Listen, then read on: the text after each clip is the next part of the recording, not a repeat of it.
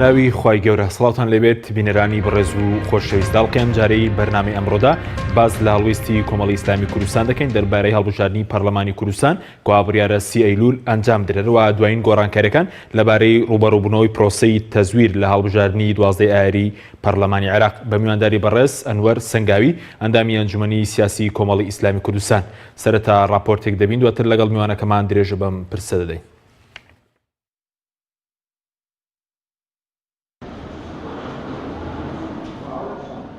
لایەنە سیاسەکانی هەرێمی کوردستان ئامادەکاریەکانیان دەست پێکردووە بۆ هەڵبژاردننی خولی پێنجەمی پەرلەمانی کوردستان. وا بڕیارە کۆتایی مانگی نوێی ئەم ساڵ هەڵبژاردننی خولی پێنجەمی پەرلەمانی کوردستان بەڕێوە بچێت. بۆ ئەمە بەستەش 38 کیانی سیاسی لە کۆمیسیۆنی هەڵبژاردن و ڕاپرسی هەرێم تۆمار کراون بۆ بەشداریکردن لە هەڵبژاردنەکە. هەڵبژاردننی خولی پێنجەمی پەرلەمانی کوردستان هەڵبژاردنێکی چارونسازە بۆ پێی دوای هەڵبژاردننی 12 ئایاری پەرلەمانی عێراق دێت کە تێیدا ساختەکاریەکی بەرفراوان ئەنجام درا. ئەم جارە لە ناڕزیەکانی هەرێم دەیانەوێت هەموو هەوڵەکانیان بخەنەگەڕ بۆ دووبارە نەبوونەوەی تەزویرە بەرفراوانەکەی هەڵبژاردننی پەرلەمانی عێراق لە هەڵبژاردنەکەی پەرلەمانی کوردستان. هەوڵی لایەنە ناڕازیەکان بۆ ڕوبەڕووبوونەوەی پرۆسی تەزویر لەسەر ئاستی کۆمیسیۆنی هەڵبژاردن و پەرلەمانی کوردستان و دەستگای هەڵبژاردننی لایەنەکان دەبێت. لالایەکی ترەوە هەڵبژاردنەکەی پەرلەمانی کوردستان دوای 4 ساڵ دێت لە قەیرانی سەختی ئابووری و یاسایی و سیاسی کە بەرۆکی هەرێمی کوردستانی گرتووە. بۆیە چاوەڕوان دەکرێت لە ئەگەری بەڕێوەچوونی هەڵبژاردنێکی پاک و بێگەردا پارتی و یەکێتی ڕۆبەڕۆیی شکستێکی گەورە ببنەوە. هاوکات لایەنە ناڕازیەکانی هەرێمی کوردستان لە سەروی هەمووشیانەوە کۆمەڵی ئیسلامی کوردستان دەیەوێت دوای هەڵبژاردنەکە لایەنەکانی بەرەیگەل هاوپەیمانی پێک بهێنن. کۆمەڵی ئیسلامی وەک هێزێکی کاریگەری گۆڕەپانی سیاسی هەرێم خواستی ئەوەی هەیە دوای هەڵبژاردنەکە سەرجەم لایەنەکانی بەرەیگەل بۆ ڕوبەڕووبوونەوەی گەندەڵی و ستەمکاری لەناو پەرلەمانی کوردستان هاوپەیمانی پێک بهێنن. وا بڕیارە هەڵبژاردننی خولی پێنجەمی پەرلەمانی کوردستان لە 30 ئەم ساڵ بەڕێوە بچێت لە کاتێکدا بەپێی یاسا دەبوایە هەڵبژاردنەکە لە مانگی 11 ساڵی ڕابردوو ئەنجام بدرایە، بەڵام بەهۆی ترسی هەندێک لایەن هەڵبژاردنەکە دواخرا. هەڵبژاردننی پەرلەمان بەپێی سیستەمی نیمچەکراوە بەڕێوە دەچێت و لایەنەکانیش کێبڕکێ لەسەر 100 کورسی پەرلەمان دەکەن و 11 کورسیش بۆ کۆتاکانە.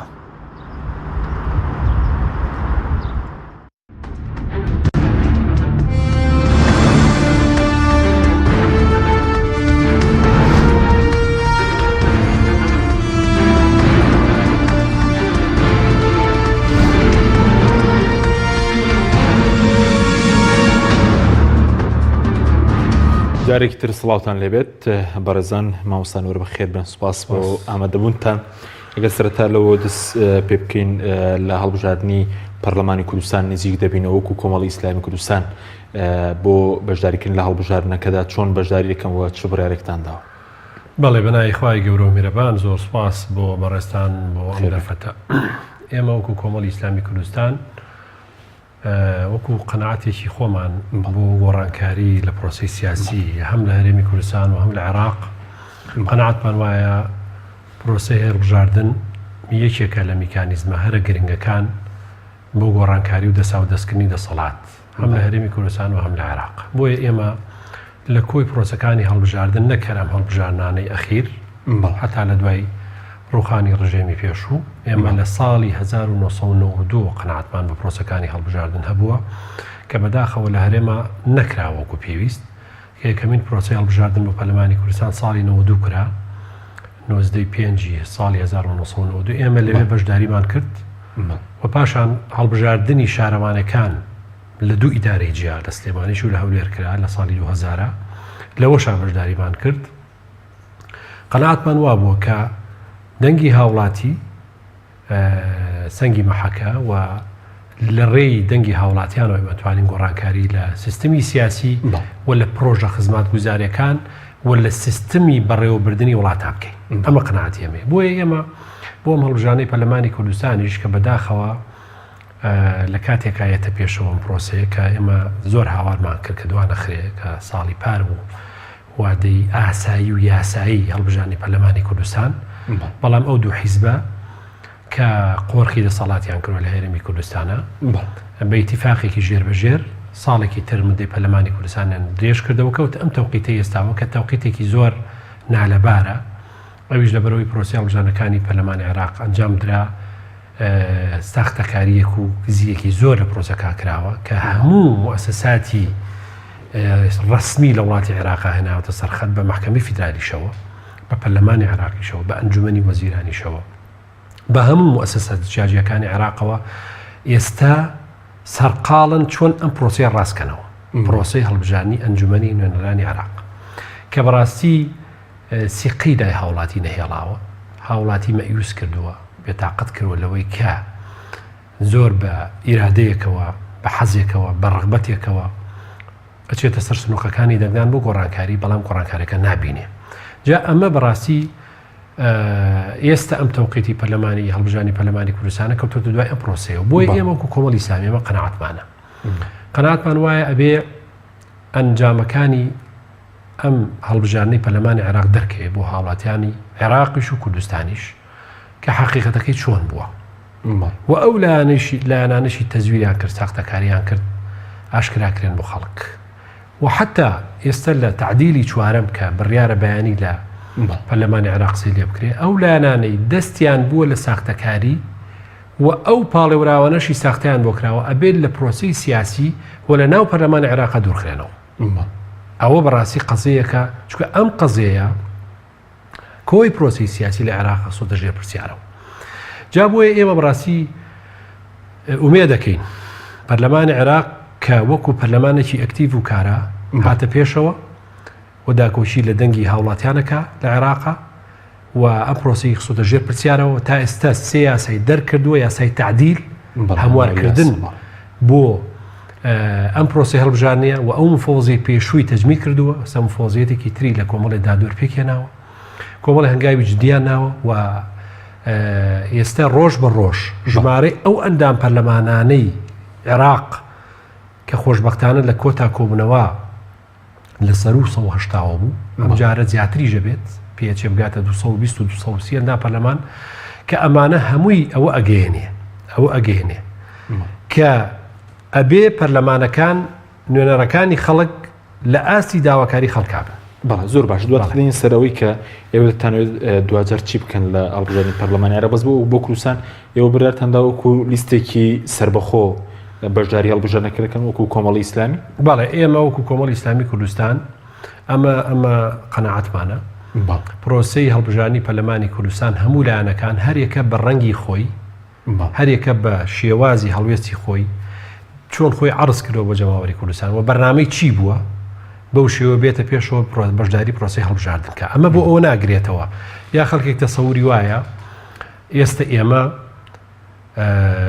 هەموو لایەنە ناڕازیەکان لیستێک پێبێنین ئێمە قەناعەتی ئێمە وانیە و کۆمەڵی ئیسلامی چونکە ئێمە ئەم حاڵەتانەمان تاقی کردوتەوە لە کاتێکا کۆمەڵێک لیست کە کۆمەڵێک جیاوازیان هەیە لە شێوازی بیرکردنەوەیانە لە شێوازی ئایدیا و بیرکردنەوەی سیاسیانە لەو هەڵوێستانی ڕابردووای کە نوێنویانە هەرێکە بە شێوەیەک تۆ کۆمەڵێک لایەن کۆکەیتەوە لە لیستێکە و خەڵکێک بە شێوەیەکی جیا هەرێکە تێڕوانینی هەیە بۆ هەڵوێستی و لایەنانە لەوە چێ لە ناو ئەو لیستا چوار لایەنی تیابێ هاوڵاتیەک لە هەڵوێستی سێ لایەن دوو لایەنیان ڕازی بێ بەس لە دوانەکەی تر ڕازی نەبێت لەوە چێت بە هەموو لیستەکە ئەو لیستە هاوپەیمانێکە لە چوار لایەنەکە بە هەموو لیستەکە دەنگ نەدا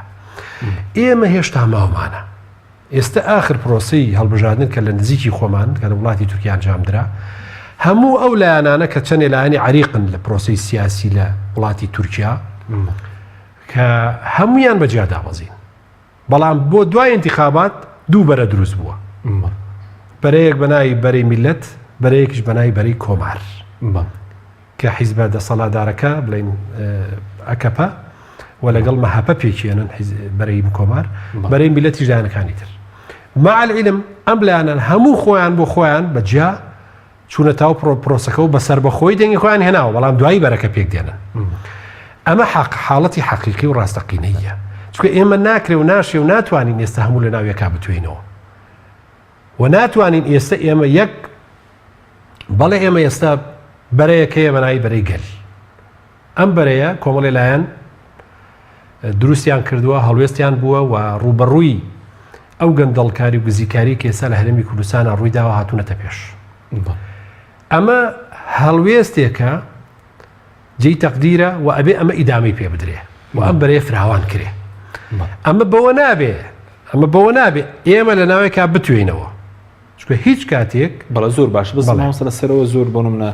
ڕخنە مەسەرەن لە کۆمەڵی ئیسلامی دەگیری ئێوە هۆکارم بۆ پێک نهێنانیەوە پەیمانەتی یاخۆتەر بەجددی نێوان لایەنە سیاسەکان گفتوگویەکی تێر سەر نەکرا لەسەر مەسەلەی پێک نهێنانی هاوپەیمانی بۆ هەڵبژاردننی پەرلەمانی کوردستان نەخێر ئێمە هەموو لایەنەکان و چوار لایەنە بە تایبەتی کە لەم پرۆسی هەڵبژاردننی عێراقا ئێمە نزیک بووین لە یەک وە گفتوگوی نزیکمانەوە بە تایبەتی لە ڕێی دەستگاکانی هەڵبژاردننی هەر چوار لایەنەکەەوە بۆ ڕوبەڕووبوونەوەی ساختەکاری و گزیکاری ئێمە هەر چوار لایەنەکە کۆبوونەوەمان نەکردووە لە سەرەوەی دانیشین گفتوگۆکەی لەسەر هاوپەیمانەتی پێبێنین لەوە چێ هەر لایەنە تاک دووس گفتوگۆمان لەگەڵ یەک کردبێ ئەم چوار لایەنە هەمومان پێمان باش بووە کە ئێستا بەم شێوەیە بین کە ئێستا دابەزیوین بەڵام پێکێنانی بەرەیەک و جەبهەیەک لە داهاتووە بۆ گۆڕانکاری بۆ ڕوبەڕووبوونەوەی ئەو گەندەڵکاری و ئەو ستەمەی کە هەبووە لە دەسەڵاتە و ئەو دوولایەنەی کە قۆرخی دەسەڵاتیان کردووە ئێمە لەگەڵین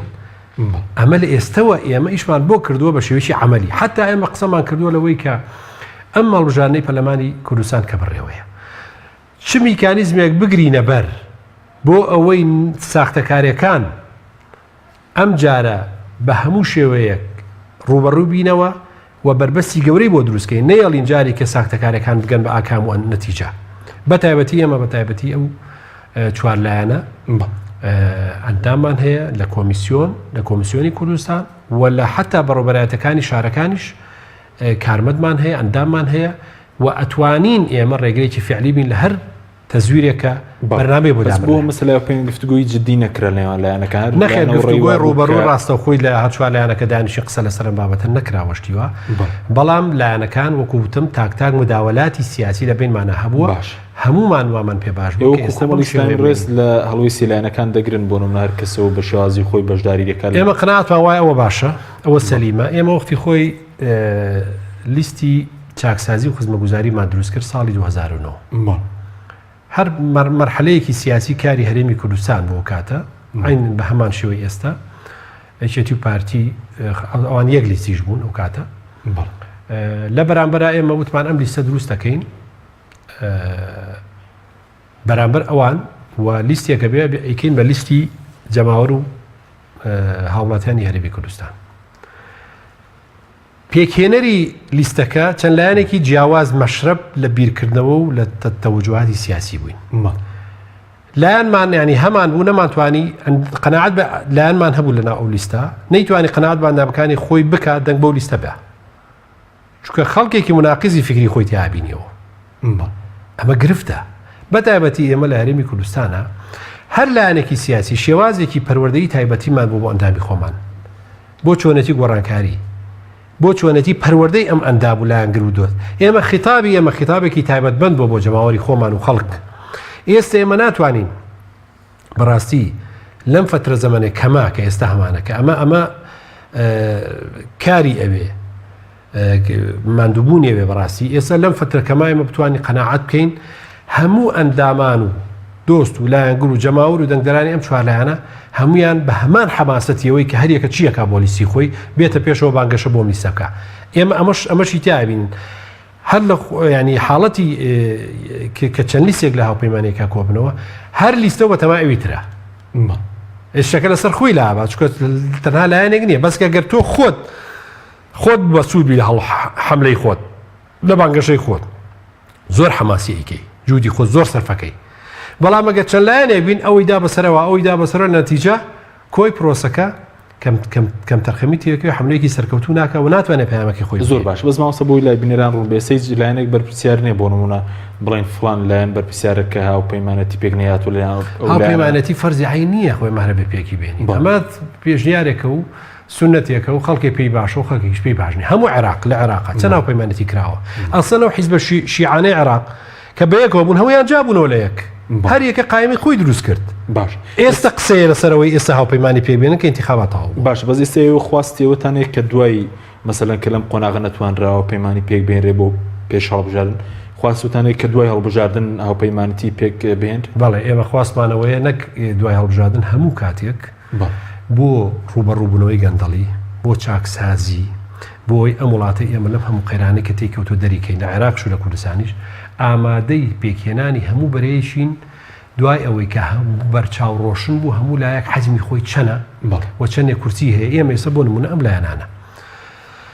کە چوار لایەنی دیارمان هەیە لە هەرێمی کوردستانە جگەلەیەکێتی و پارتی ئەم چوار لایەنە کە لەم پرۆسی هەڵبژاردنەشە بەشدار بوون بتوانن لەسەر و 50 کورسی پەرلەمانی کوردستان بگبێنن حکومەتی داهاتووی هەرێمی کوردستان بەبێ ئەم چوار لایەنە پێک ناهێنرێ بۆیە ئێمە ئێستا حالیەن هەر ئێمە و بزوتنەوەی گۆڕان و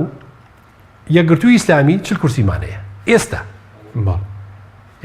هاوپەیمانیشمانە هاوپەیمانی دیموکراسی و دادپەروەری ئەمە جارێ وازەح نییە چکۆ کورسی لە پەرلەمانی کوردستانە نییە ئێمە ماوەتەوە سەرەوەی کە ئەم چلە بگەینی نەسەر و 50 وانە ئەگەر 56 کورسی لە پەرلەمانی کوردستانێکە 111 56 کورسی یا 57 کورسیمان هەبێ ئەو کاتێمە زۆرینێک پێگەێنی لە پەرلەمانی کوردستانەوە توانێت حکومەتی داهاتوو تەشکیلکەین ئەو لایەنانە کۆبینەوە بەڕاستی ئێمە ئەو خاوەن کورسیانە متمانە بە حکومەتێک نەدەن لە هەرێمی کوردستانە حکومەت متمانە وەرناگرێ بۆیە بەڕاستی ئێمە ئەمە ئێستا حتا یەکێتی و پارتیش دوو لیستی گیان دوو لیست بەجیا دابن خۆوان ئێستا بەڵێ جارانێ هەمووش بەڵام بۆیان دەرکەوت زەرریانە لایەنێکیان لەسەر لایەنەکەی تر زەرری ینی تووشی زەرەرە بوو بۆ ئێستاوانش بەجیا دابزن بەڵام دوای انتخابات ئەچێن ئەوان تەحالوفی خۆیانەکەن و ڕێەکەون بۆ ئەوەی کە خۆیان لە سوڵتا بێڵەوە بۆیە ئەمە ئەمەلیترە ئێمە هەر یەکەمان جوودی خۆمان سەرفکەین هەمومان توانای خۆمان سەرفکەین بتوانین کەسبی زۆرترین دەنگی جەماوەری کوردستان بۆ خۆمان بکەین دوای ئەوە بین گفتوگۆکەین لەسەرەوەی چۆن حکومەتی داهاتووی هەرێمی کوردستان پێک بێنین و چاکسازی لەم وڵاتە بکەین بەڵێ بەس بۆ مەسلەی تەزویر ئێوە چی دەکەن مەسەلەن ئەم پرۆسی تەزویر دووبارە نەکرێتەوە لە ئەوەی کە لە پەرلەمانی عێراق ڕووی دەر لە هەڵبژاردنی پەرلەمانی کوردستان هیچ سەمانگێکتان دەبێت لە نێوانتاندا وەکو و چوار لایەنە بەڵێ قسەمان لێ کردووە ئێمە بەڕاستی بۆ ڕوبڕەوەنەوەی تەزویر و ئەمەی پەرلەمانی عێراق زەنگێک بوو بۆ هەموو لایەنەکان ئێمە وەکو تەمەنیات و ئومنیات و هیوامان وابوو کە ئەو پرۆسەیە پرۆسێکی سەرکەوتوو بێ بە تایبەتی ئەلکترۆنی بوو و بانگەشەکان و قسەکان و وینەکانی کۆمسیۆن و کۆمسیاران لەوە ئاهات کە ئەم پرۆسی تەزویریان ناکرێ بەڵام بەداخەوە تەزویرەکە ئەنجا بە ئەلکترۆنی کرا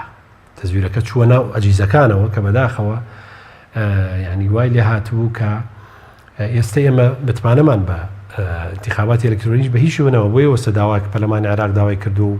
محکەمەی فیدرالیش پەسەندی کردووە کە عەدل و فەرز بە یەدەوی بێ ینی هەر چۆنێ بێ ئەم پرۆزەیە بێ ئەو دەنگدانە بەدەست ببژێرێت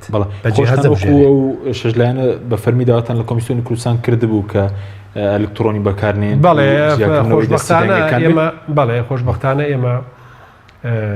کە ئەو چوار لایەنە نوێنەرمان هەیە لە کۆمیسیۆنی کوردستان ئەوانش قسەیان لێ کردووە و ئەویان ڕەفس کردووە بە ئەلکترۆنی هەوڵش بدرێت سوود وەرگرن لە ئالیەتی ئەو ئالیەتی دەنگدانی کە دەنگی دووبارە نەدرێت مردوو نەتوانێت دەنگ با خەڵک بچێت دەنگی بۆ بەرێ بۆ بدا کۆمەڵی ئالیەت هەیە لەوەی عێراق سوودی لێ وەرگیرێ بەڵام بۆ مەسەلەی عەدل و فەرزەکە بەدەستی بێ بەڵێ ئێمە لەسەر پرسیارەکەی جەنابەت قسەمان کردووە لەسەرەوەی کە ئەو چوار لایەنە غورفەیەکی عەمەلیاتی تایبەتمەند هەوڵ بین دروستکەین بۆ ڕوبڕووبوونەوەی تەزویر ئاگامان لە یەک بێ مشاوەرەی یەکتری بکەین لە ڕووی چاودێرەکانەوە هەمانگی لەگەڵ یەکتریا بکەین لەسەر مەسەلەی عەدل و فەرز و ئاگابوون لە پرۆسەکان زیاتر بە ئاگایی لەگەڵ یەکا تەعامولکەین و کەم و کوڕەکان معالەجەکەین بۆیە ئێمە قسەمان لەسەر ئەوە کردووە و لەگەڵ کۆمیسیۆنی شا لەسەر خەتین بۆ ئەوەی کە ئەم پرۆسی هەڵبژاردنی پەرلەمانی کوردستانە پرۆسەیەکی نەزیک بێ و ڕقابەیەکی نێودەوڵەتی باشی لەسەر بێ و ئەو هەنگاوانەی ئەگیرێتە بەر زۆر وازەح بن زۆر بە بەرچاوە بن و ئێمە بە هەموو شێوەگیشمان کردووە لەسەرەوەی کە نابێ ئەوە هەڵانی ڕابردوو دووبارە بێتەوە بە تایبەتی مەسەلەی کارمەندەکان و مەسەلەی ئەوانی کە ئیداری پرۆسەکانکەن ئەبێ مشتەرەک بێت باشە بەس هەوڵەکانی و بۆ ڕوبەڕوونی تەزویر تەنە سەر ئاستی سیاسی مەسەلەن دەستگای هەڵبژاردننی نێوان ئەو لایەنەیە یاخود لەسەر ئاستی کۆمیسیۆنیش دەبێت و لەسەر ئاستی پەرلەمانی کوردستانیش دەبێت بۆ ڕوبەڕووبوونەوەی پرۆسەکە لە هەموو لەسەر هەموو ئاسەکانە بێت هەموو حەزەکەمەوە بە ئاشکرا بڵێم لەسەر ئێمە لەسەر هەموو ئاستەکان تەعاونەکەین تەنسیقەکەین هەماهەنگی لەگەڵ یەکتریەکەین ئەو لایەنانە بۆ ئەوەی کە ڕێگری لە تەزویر بکەین. ئێمە قەناعەتمان وایە و ئەمە سەلماوە بۆ خەڵکیش، یعنی شتێکی بەڵگە نەویستە. لە پرۆسەی هەڵبژاردننی 12/5 دەنگی هاوڵاتیانی هەرێمی کوردستان تەزویر کراوە بە شێوەیەکی ئەلکترۆنی و ساختەکاری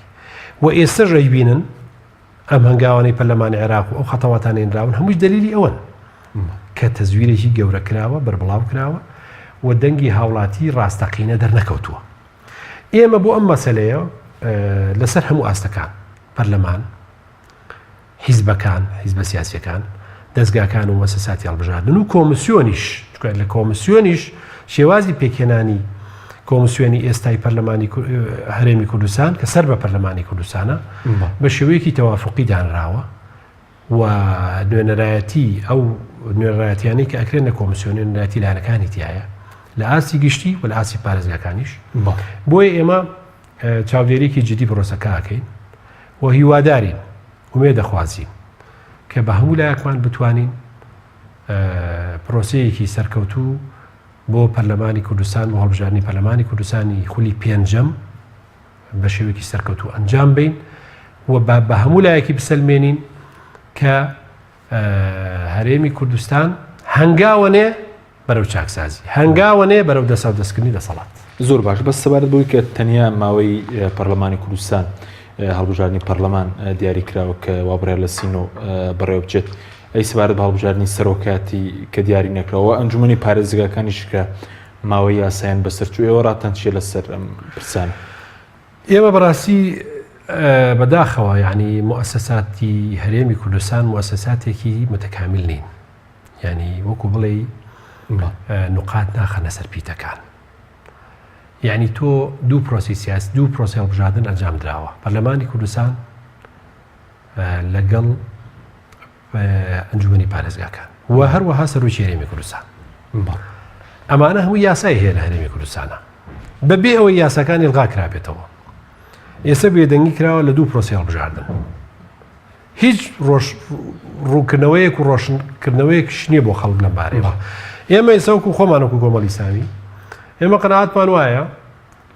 سیستمی بەڕێوەبردننی ئیداری لە هەرێمی کوردستانە سیستمێکی پەرلەمانی بێ و سەرۆکی هەرێممان پێویست نییە. ئەمە قەناعەتمانە، بەڵێ ئێمە لە کۆبوونەوەی پێنجخۆڵەکانی شاوتومانە. مؤسساتی ئەم هەرێمە سێ مؤسسەی گرنگن: ئەنجومەنی وەزیران، پەرلەمانی کوردستان، ئەنجومەنی دادوەری، هەرچیمانەیە. ئەم سەرۆکی هەرێمە پێویست ناکە، زیادەیە بڵێ بە قەناعەتی ئێمە زیادەیە و تەنها کۆمەڵە قەیرانی بۆ هەرێمی کوردستان دروست کرد. بۆیە ئێمە لەگەڵەوەین، بەڵام ئێستا بە چی یاسایەک خۆ بێمە پەرلەمانی کوردستان تەبەنیکە و یاسای بۆ دەرکە. شتەکە ئەوە بە معلەقەی پێویستی بە هەمواری یاسایە، ئەوە بە معلەقەی ڕاوەتەوە و ئینتیخاباتی بۆ ناکرێ. ئەمە جوێی پرسیارە. ئەمە یەک. ئەنجومەنی پارێزگاکان ئەوە مدەکەی تەواو بووە وانە لە 23 مانگە وادەی یاسای ئەنجومەنچکە لە 23 مانگی 6 دەست بەکار بوون وانە لە 30/4 2014 هەڵبژاردنیان بۆ کراوە. من خۆمە دامی ئەنجومەنی پارێزگای سلێمانی بووم لە خولی یەکەم. ئێمە بۆ 9 ساڵ لەندامی ئەنجومەنی پارێزگا بووین. نێو کاتی شەردووە کەوت هاو کاتەش 2 خولونی و ئێمە ماینەوە لە بەرەوەی ئەم وڵاتە سیستمی بەڕێوەبردننی وڵاتە باوەڕی بەس ئەنجومەنی پارێزگاکان و سیستمی لامەرکەزیەت نییە. ئەوە بۆیە ئێستش بەسەر ئەمانە ئەمە دووبارە بێتەوە. بڕیار بەدەست سەرۆکی ئەنجومەنی وەزیرانە بڵێ هەڵبژاردننی ئەنجومەنی پارێزگاکان لە فڵان واداکرێ بۆ بڕیارەکە دەرناکە. ئۆکارەکەی چێ ئۆکارەکەی ئەوەیە قەناعەتیان بەم سیستمە نییە و سیستمی لامەرکەزیەت کەمکردنەوەی دەسەڵاتی مەرکەزەکانە، کەمکردنەوەی دەسەڵاتی ئەنجومەنی وەزیران و وەزیرەکانە، ئەوان قەناعەتیان بەمە نییە و بوو ئەم ئەنجومەنی پارێزگایانە ئێستاشکە ئێستا لە هەرێمە بەناو هەن کەمترین دەسەڵاتیان پێداون و ناتوان بچووکترین ممارەسەی دەسەڵاتی خۆیان بکەن بەداخەوە. ئێوە کۆمەڵی ئیسلامی لەگەڵەوە دابوون کە بەیەکەوە بەڵێ ئێمە لەگەڵەوە بووین چۆن وادەی هەڵبژاردننی پەرلەمان دیاریکرا، ئەنجومەنی پارێزگاکانیش دیاریکرایە و پەرلەمانیش بەجددی لەسەر پرسی سەرۆکایەتی هەرێم کۆبایەتەوە ئیلغای کردایەوە بە یاسایە کە هەڵبژاردننی بەلای کەمەوە هەڵی پەسەردایە. هەڵبژاردننی سەرۆکی هەرێمی کوردستان لەم قۆناغا هەڵپەسێرێ بۆ نمونە لە ڕێیاسا. بەڵێ لە ڕێی ئێستا جاران دوو بە دوو قۆناغا تێپەڕێ و قۆناغیشان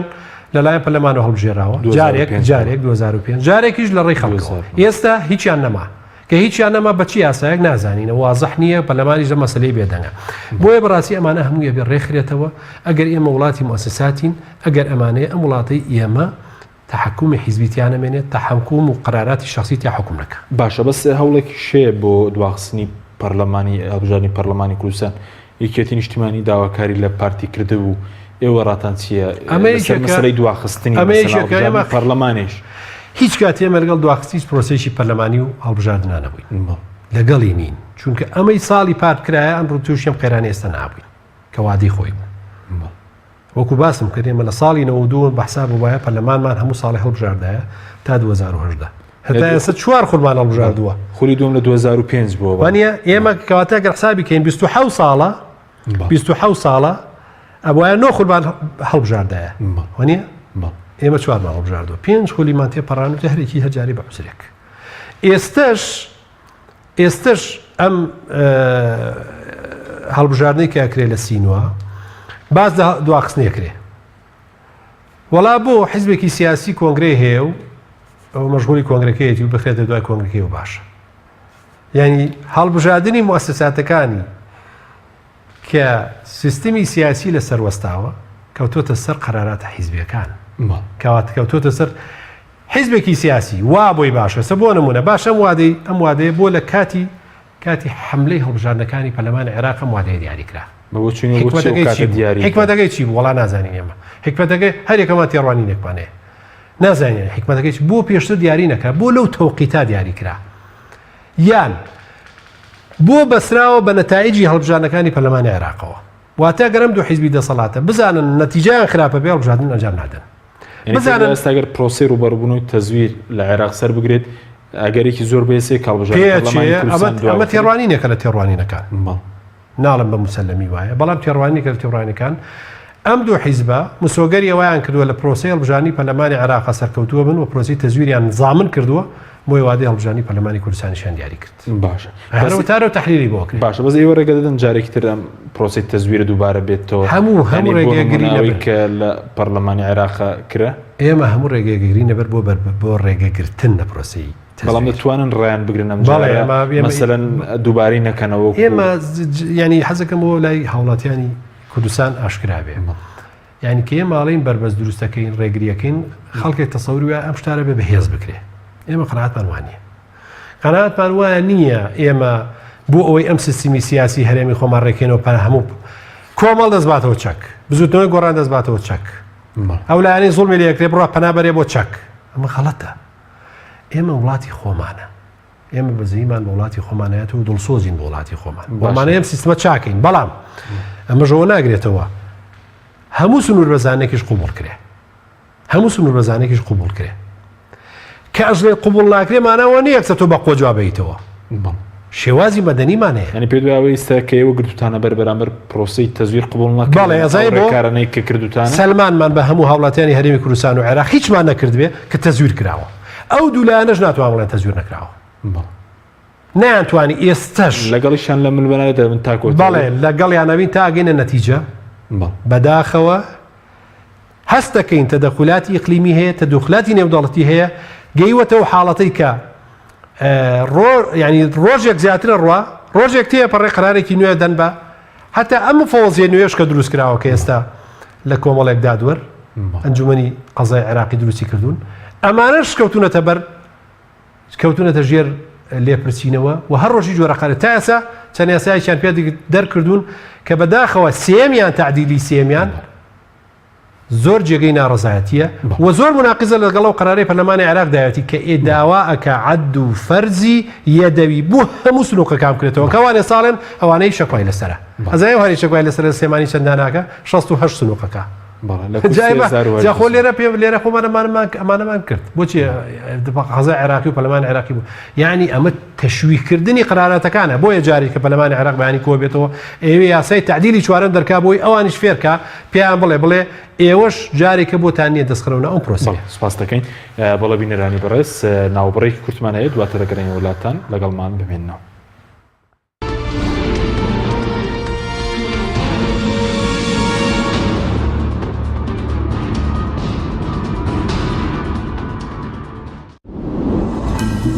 توب آرت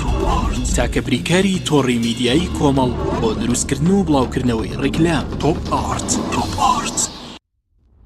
دنیا دیکۆر بۆ کەوانتر و تەختەی ئەرزی. لە دنیا دیکۆر ئامادەین بۆ دروستکردنی کەوانتر و دانانی تەختەی ئەرزی بە باشترین کوالیتی و نرخی گونجاو. دروستکردنی کەوانتر بە خواستی خۆتان بە کەرەستەی MDF و HDF و HPL و R-Click و داری سروشتی و باڵۆن پرێس. هەروەها دروستکردنی کەوانتری تاقیگە و WC و کابینات با کەرەستەی کۆمپاکت لامینات کە دژە بەکتریا و دژە ئاو و دژە ئەسیدە. بۆ دڵنیابوون لە کوالیتی و نرخی گونجاو تەنها دنیا دیکۆر هەڵبژێرە. دنیا دیکۆر.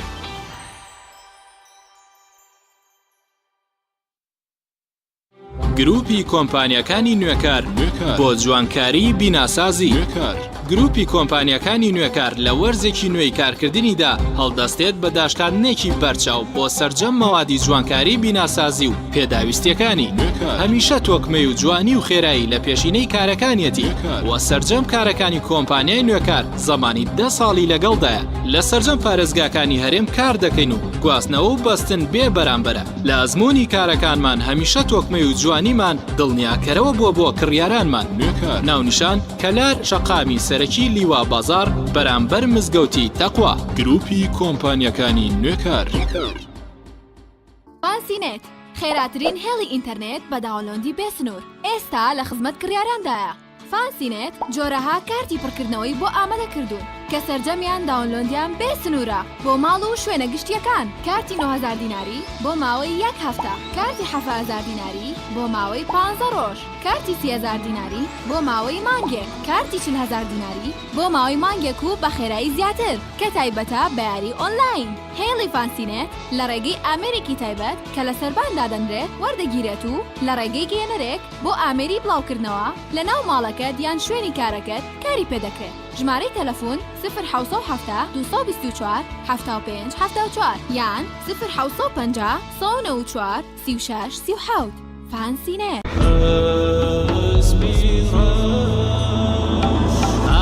ئەزانن چیا ئەسپیڕەش سەرچاوی چێژە و ڕەونەقدار و گەش بەراکات و خێر پێویستی ماڵە وەرنە لای ئێمە بانە بن بێبەش برنج و ساوار شعری ئەو چایە ماش و نیسکون و ڕۆن و لۆبیایە ئەسپیڕەش تەنیا و بێوێنە و جیایە چی خواردن هەیە هەمووی مالایە هێندە هەرزانە کەس نابێ بێبەش کوالێتی بەرز و تام و بۆنی خۆش بەرهەمە شازەکانی ئەسپیڕەش بەرهەمە شازەکانی ئەسپیڕەش بەرهەمەکانی گروپی ئەسپیڕەش. تۆپ ئارت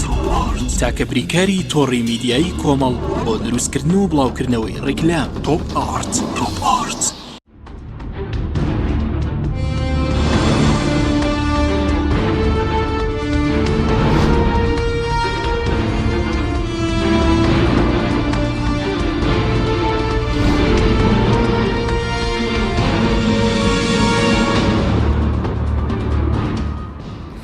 جارێکتر سڵاوتان لێبێت بەڕێزان مامۆستا بگەرم و لای بەڕێز سەبارەت بە هەر هەڵبژاردننی پەرلەمانی کوردستان قسە لە سەرەوەیە کە ئێوە وەکو لایەنە ناڕازیانە نەتانتوانیەوە پەیمانی پێک بێنن باز دەوەرکی کە یاسای هەڵبژاردن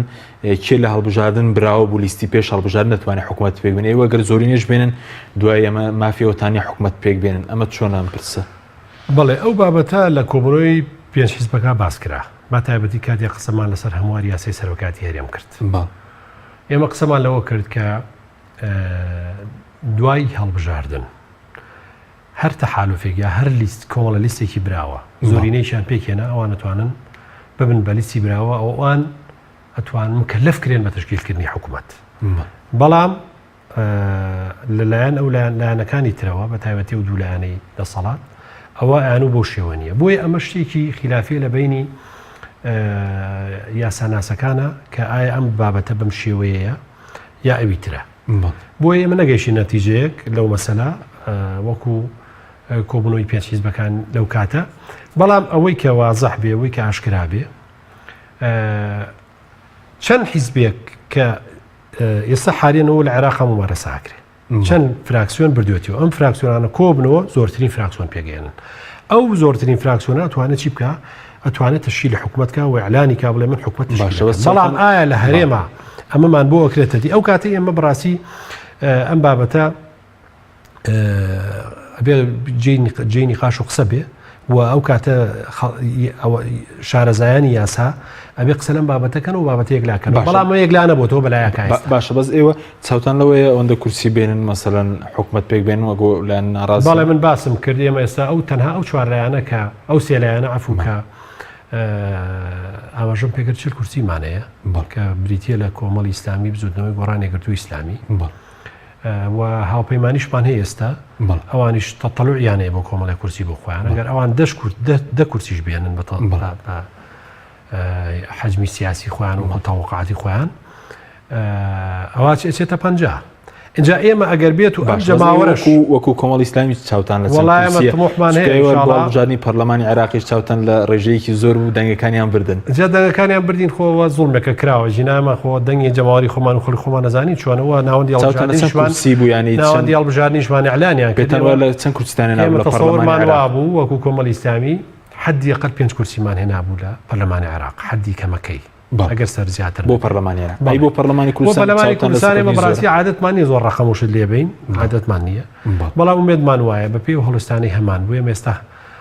کۆمەڵی ئیسلامی 6 کورسیمانەیە لە پەرلەمانی کوردستان ئومێدمان وایە کە ئەو کورسیانەمان مزاعەف بنەوە زیاتریش بن و ئەو هەڵوێستانەی کۆمەڵی ئیسلامی ڕابردووە و متمانەی خەڵک بە کۆمەڵی ئیسلامی بۆیە ئێمە تەسەورمان وایە بتوانین ئەو لایەنانە کە ئێستا بە بەرەی گەل ناسراون بتوانین زۆرینەیەکی پەرلەمانی پێک بێنین و بتوانین حکوومەتی داهاتوو لە هەرێمی کوردستان تەشکیلکەین بەڵام ئەمە بەڕاستی بۆیە ئەمە ئەڵێین ئەمە خەڵک ئەبێ بەدەمانەوە بێت باش چ داواکارێکتانە لە خەڵکی ڕەنگە خەڵکێک بێهیوا بوو بێ لەم پرۆسی تەزویرەیە یعنی ئەم هەوڵانەی ئێوە گێرانەوەی پرۆسی هیوا بوو مەسەرەن بۆ هاوڵات گێرانەوەی ومێد بوو هەوڵانەیەکی ئێستا لە بەرداوام من هەموو ڕۆژێ لە ململانێدان لەگەڵ ئەو بەرەی کە سەختەکاری کردووە کاگ حەکیم بێهیوایی هیچ کاتێ چارەسەر نییە ئەگەر ئێمە دەجاریش بکەوینە بێر هەڵسینەوە ئەبێ خەڵگەمە بزانێ حلمان نییە یعنی ئایا ئێمە هەوڵمان نەداوە هەوڵ و تەقەلای خۆمان نەداوە و خەڵک و جەماوە هەوڵی خۆی ناوە بۆ گۆڕانکاری هەوڵ دراوە و هەوڵی درا و گۆڕانکاری گەورەش کراوە یعنی ئێستا لە هەرێمی کوردستانە ئەم هەموو لایەنە هەبوو کە جاران تەنها خۆی بینێتەوە لە دوو لایەنی سیاسیە ئێستا حتا ئەو لایەنانەی دەسەڵاتەوە چ ئیشیان کردبێ معارەزەی دەسەمۆش دروستکەن معارەزەیەکی دروستکەن دەسەمەی خۆیان بێ بیر لەوەش کراوەتەوە ئێستا بەم جۆرە جیاوازی کە ئێستا لایەنی تر پێک دروست بووە و هاتوۆتە پێشەوە داوای گۆڕانکاریەکە داوای سیستماتیکی ئەنزیمەی بەڕێوەبردننی ئەم وڵاتەکە داواکە هێزەکانی پێشمەرگە بە نیشتیمانی بکرێ موسساتی دادوەری سەر بەخۆ بێ حیزب دەستی جاکرێتەوە ئەمە زۆر زۆر گەورەیە بۆ ئێمە حەزەکەمەوە بزانی ئەمەی ئێستا ئێمە پێگەیشتوین بە معانات پێگەیشتوین خۆ ئێمە کۆمەڵی ئیسلامی ئیسلامیەکان لە هەرێمی کوردستانە چەندین فشارمان لەسەر بۆ تا گەیشتمان گەیشتوین مەم ڕۆژە ئەستەن ئیش کراوە لەسەرەوەی هەر نەمان هێڵن بە گرتن بە سزادان بە بەندکردن بە کوشتن بە شەهیدکردن بە هەر ئوسلوبێ خەریک بوون بۆ لەبەرەوەی ترساون لەوەی تۆ بێتە پێشەوە گۆڕانکاری فعلیەکەی و لە ئاسی تمۆحی خەڵکابی بەس ئێمە تەسلیم بووین ئێمە ئەمیری کۆمەڵی ئیسلامی دەستگیر کرا بۆ ماوەی نزیکەی 2 ساڵ لایە لە قیادەی کۆمەڵی ئیسلامی سجن کرا بە فێڵ بە زوڵم لە یەک ڕۆژە 600 ئەندامی کۆمەڵی ئیسلامی کرا زیندانەکانەوە ئێمە چیمان کرد عەلەمی میسپیمان بەرزکاتەوە چەندین خەڵک وایەوت ئەو کاتەش کاکەیەوە ئەمە تەهلوکەیە و خۆتانە فەوتێن و واز بێن و بچنەوە ماڵە و دانیش و بزانین خوا چیەکە ئەوە لەگەڵ ڕێزمە ئەوە ئیرادەی ئینسانی زەعیفە ئێمە ئێستا بڵین تەزویر کراوە و گۆڕانکاری ناکرێتەوە کاکە واز بێنی خۆی دەنگ نین ئەو زۆر خراپە باشترین نمونە لە بەرچاومانە کە دەرسی لێ وەرگرین ئەوی شەوەیە لە پەرلەمانی تورکیا ئەم جارە نزیکەی 90 خەڵک دەنگی داوە 88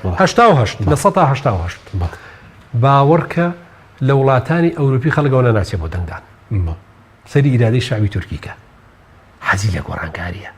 حەزی لە تەغیرە باش. ڕوحیەتی منافەسە دروستکردن وڵات زیینوەکاتەوە. ئێمە نابێت تەستیم بین، ئێمە زۆر شمان هێناوەتە دی بە فشاری خەڵک. ئێستا تۆ زەموچەی خەڵک چاک بۆ حەزەکەم زانی ئەوە فشاری خەڵک و خۆپیشانانەکانی پارێزگاکانی کوردستان و بەگشتی فەرمانبەر چاکەی حکومەندە بوو ئەژینا دقاتی ئەوان لە خەڵک شاردۆتەوە لە چەند ساڵی ڕابردووە، بەڵام بە زەختی جەماوەر ئەوە تا وردە و دەخەریکە چاکسازیەک لە موچال دروستە بێ. باش ئێستا ئەفو ئەم قسێژ با بکەم. ئێمە نابێ بڵێن موسەساتی عسکەری قۆرخی و دوولایەنەی تر دەستکاری ناکرێت و گۆڕانکاری وان نییە، چکەوانی ئینسانن نیشتیمان پەروەرن دڵسۆزن چەکی هەڵاگرتەوە بۆ خزمەتی میلەتە. ڕۆژێک دێت هێزە چەکدارەکانی یەکێتی و پارتی بە قسەی حیزبەکانیان ناکەن، بە قسەی میلەتەکەن و نزیکیش بۆتەوە. ئێستا دەنگی معارەزە دەنگی حەقیقی هێزەکانی پێشمەرگا بەبێتە زویر دیراسە بکەن زیاترە لە دەنگ یەکێتی و پارتی. ئەوە ئێمە بە یەقینەوە واڵێ ئەگەر تەزویر نەبێ ئێستاش وەرە قسابیکەن کەواتە گۆڕانکاریە. ئەوانیش لەگەڵەوە دەستەمەوەی حیزب باشە. بەس وەکو کۆمەڵی ئیسلامی چاوتان لەوەیە کە خەڵک بە گەرم و گۆڕێ و بەشداری هەڵبژاردننی سی نۆبکات. ئێمە ئومێدمان وایە گومانی ئەوەژە بێن چکە خەڵکی کوردستان وایە. خەڵکی کوردستان ڕۆژێک 1 سەعات خۆی ماندووەکە ئەچێ بۆ دەنگدان، ئەزانێت لە دوای ئەو دەنگدانی ئەوە گۆڕانکاری دروستە بێ. یەس و مەیوس بوون لە چ گۆڕانکاری و لە چاکسازی لە وڵاتە زۆر خراپە. نابێ ئێمە بێ ئەبێت داهاتوویەکی گەشتبین بین بە داهاتوو بۆ نەوەکانمان، چکە ئەمە ئێمە دەستمان داوەتێ ئەگەر خۆشمان نەتوانین ئامانجە گەورەکانمانی تیاابێنێتی ئەبێ هەوڵ بڵین بۆ نەوەکانمان. ئەم وڵاتەی ئێمە لە قەیران دەرکەین، بەسە قەیران بەس تاکەی ئێمە خەڵکی ئێمە تموحی هەموو تموحی کۆ بێتەوە لەوەی موچەکەی لە کاتی خۆیان بدرێت. باشە بەس وەکولایەنە سیاسەکان ڕەنگە زۆرێک لە خەڵک پێیان وایە کە ئەم پرۆسی تەزویرە پامێک بوو بۆی کێوە تەسلیم بن بە ئەوەی کاریکێتی و پارتی لە دەسەڵات بمێننەوە. خیاڵیان خاوە. ئێمە قەت تەسلیمی ئەوە نابین بڵێن وڵاتیان تەسلیمەکەینەوانی تر چێ لێکەن خەڵکینە ئێوە بەشایەت بن ئێمە ئەمانە بەڕاستی چۆن وڵاتچی لەکەن ئارەزوی خۆیان بێت، چونکە ئەو تەسلیم بوونە لای ئێمەوە نابێ ببێ. ئێمە ئەبێ ئەوانیش کە هەستیان کردووە بە تەغیری گەورە بە گۆڕانکاری گەورە بە وەعی زۆر فراوان بۆ خەڵک و جەماوەر گەڕاوەتەوە خەڵک ئێستا چیەوێ ئەوانیش بۆیە کۆمەڵی هەنگاویان ناوە کۆمەڵی هەڵی گەوریان کردووە سمعی حیزبەکانی خۆشیان ناو خەڵکی خۆشیانە ناش. باشە بەس پندیان وەرگتووە لەو تەزویرەی کە ئێوە مەسەلەن بەردەوام لە ڕووبەڕۆبوونی پێ دوای بۆ پەرلەمانی کوردستان پندیان وەرگرتە بێ چونکە ئێستا ئەم جارەیەوە زۆر بە چڕی ڕووبەڕۆی پرۆسی تەزویرە بوونەتەوە. بەڵێ ئێمە ئومێ دەکەین و واشە بینین ئەو لایەنانە خۆشیان لەناو خۆیانە معەزەب بن، هەست بە ئازاری دەروون و زەمیری خۆیانەکەن، چونکە زۆر مهمە چونکە خۆمان ئەی بینین یعنی دەنگیان دلێر نییە، ناتوانن بە دەنگێکی دلێرەوە بڵێن ئێمە تەزویرمان نەکردووە، ئەم دەنگەی هێناومانەی خۆمانە ناتوانن چونکە خۆشیان نەزانن ڕاز نییە. بۆیە ئەمە خۆی بۆ خۆی ومێ دەکەین خەڵکی ساغ و دەروون ساغینا ئەو لایەنانە بێنە پێشەوە بڵێن ئەگەر ئێمە دۆڕایشین لە پرۆسی هەڵبژاردنە نەتیجەکە قبوڵەکەین. گرنگەوەیە وڵاتەکەمان نەدۆڕێ. لە هەڵبژاردننی تورکیا سێ و پرۆسە جوانە کە باسم کرد کە خۆشببختانە حیزبێکی دارێ وڵاتەکە حیزبێکی ئیسلامیە باگراوندێکی ئیسلامی هەیە ئێتر خەڵکی پێی ناخۆشە هەرتا ئەنواعی خەوی خراپیان پێوە بینین. ئەم حیزبە معارەزەکان حیزبی هەرە گەورەکە جەهەپە بوو و ڕەشعەکان وتی دان ئەنێم بە شکستی خۆمە و داوا ئەەکەم لە ئۆردوگان سەرۆکی هەموو تورکەکان و هەموو وڵاتی تورکیا بێت. چەندێ خۆشە بۆ لە بەرەوەی تۆ نمونەیەکی جوان پیشانی هەموو دنیایی هەموو وڵاتانی دنیاش بەبێ جیاوازی ئەترافیان بە هەڵبژاردنەکە کرد و خەڵکی تورکیا ئێستا لە ناخی خۆیانە فەخر و شانازی بە وڵاتی خۆیانەوەکەن. لەسەر هەڵبژاردننی تورکیاش دەمەوێت سەرنج بزانم پێ دوایە لە خزمەتی سەقامگیری تورکیا و پرۆسی کوردە هەڵبژاردنەی کە لە تورکیا بڕێوە چوو قەناعەتم وایە لە ساڵی 2002 کە حیزبی عەدالە و تەنمێ کە حیزبێکی باگراوند ئیسلامی هاتۆتە سەر دەسەڵات کێشەی کورد زیندووبوونەوەیکی گەورەی بەخۆوە بینومە قسەی من نییە قسەی هەموو محەلیلە سیاسیەکانە کە دیراسەیان هەیە لەسەر ڕۆزی تورکیا. ئەم گۆڕانکاریە گەورەی کە لەسەر دەستی حیزبی عەدالە و تەنمێ هاتۆتە پێشەوە گۆڕانکاری ئەبێ کورد لە کوردستانی تورکیا باکوورە سوود لەمە وەرگێ نەک تەحەدایان بکە چونکە بەڕاستی ئێستش مەجالیان ماوە کە توانیان خۆشببختانە لە سەتادەی نسبەکە تێپەڕێنن ئەمە هەمەجێگەی دڵخۆشی بوو هەموو هەوڵاتێکی کورد بەڵام ئەبێ ئاقلانە تەسەڕوف لەگەڵ ئەم نەتیجەیە بکەن بە تایبەتی حیزبێکی نەتەوە پەرستی وەکو مەهەپە ئەچێت تەحالوفەکە لەگەڵ ئەکەپا بۆ پاراستنی بەرژۆنەکانی خۆی تۆ حیزبێکی کوردیت خاوەنی زیاد لە 20 ملیۆن هاوڵاتی کوردی لە ناوچەی خۆتە لە پێناوی هاوڵاتیانی خۆتە تەحالوفکە لەگەڵ سوڵتە و دەسەڵات کە بە زۆرترین دەستکەوتی خۆتی لێ بەبچڕی نەک بە تەحەدا نەک بە شەڕ و کوشتار نەک بەوەی کە ئێستا حاڵەتێکیان لە کوردستانی باکوورێ ناوەتە پێشەوە ئەوە تا خەڵکی باکووری کوردستان ڕێژەیەکی باش دەنگیانەوە بە حیزبەکەی ئوردوگان بە حیزبە کوردەکانیان نایەوە بەڵێ زۆرینە کوردەکان هێنایانە بەڵام لە ناو شارە کوردەکانە حیزبەکەی ئوردوگان دەنگێکی زۆریانەوە بۆیە بەڕاستی ئەمە خۆی بۆ خۆی دلیلی ئەوەیە خەڵکی کوردستانی باکووریش ئاشتیەوێ و ئەوێ ئەو وەزعی بەرەو سەقامگیری بڕوا بۆیە هەدەپە پێویستە بڕاجعیش خۆی لەم ڕۆ بکە بتوانێت تەحالوفاتێک دروستکە لەگەڵ حیزبی دەسەڵات بۆ ئەوەی زیاتر گەورەترین زۆرترین دەستکەوت کە تا ئێستا دەستکەوتێکی باش بەدەسات و بۆ کە ئەمەی کە خۆی بۆ خۆی حیزبێکی کوردیەچێتە کێبڕکێەوە سەرۆکی حیزبەکە لە زیندانە خۆی تەرشیحەکە بۆچی بۆ سەرۆکی وڵات ئەمە خۆی بخۆی ڕێگە پێدانێکی زۆر باشە بێ جێگەی تەقدیر بێ نابێ ئەمە کبکرێتەوە نابێ زەربێ بەسەرابێ بەڵام پێدوانیە دەبێت مەسەن پارتی دادوگەشت پێدەم دەسەڵاتیش زیاتر خۆی لە کورد نزیک بکات و بەتایبەتی لەم دوایەت کۆمەڵێک تون و تیژی بەرامبەر بە کورد و بەرامبەر بە ڕۆژاوای کوردستان بەرامبەر بە مەسەن پەکەکە شەی لە قەندیل حیزبی سوڵتە ئەمە عادەتێکە ینی ئێستا ئێمە کورد وەکو قەوم وەکو میلەتی کورد ینی معاناتمان زۆر بەسەر بەدەست دەسەڵاتدارەکانی وڵاتەکانمانەوە چەشتووە عادەتەن دەسەڵاتدارەکان خۆیانە بینن بە خۆشیان بە خاوەن دەسەڵات و هیمە نازانن بەس کاتێک دەواازەیەکەکەنەوە بۆ میلەتەکەی خۆیان بەتایبەتی بۆ کورد ئەبێ ئەم میلەتە عاقڵ بێ ئەم جەماوەرە ئەمە ئیستیغلالکە بۆ بەرژەوەندی میلەتەکەی خۆی